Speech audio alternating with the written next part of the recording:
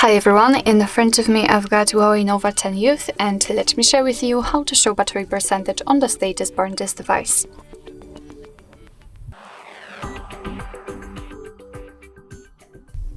So if you've got only the battery icon and if you want to see the exact percentage of the usage of the battery, simply enter the settings, and here we have to enter the battery.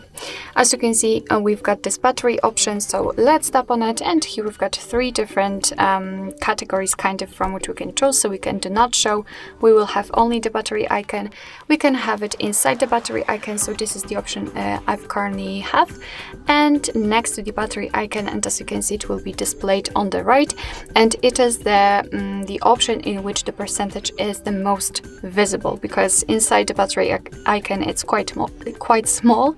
However, if you will apply it next to the battery icon, it will be quite large. It's of course up to you which option you'd like to use.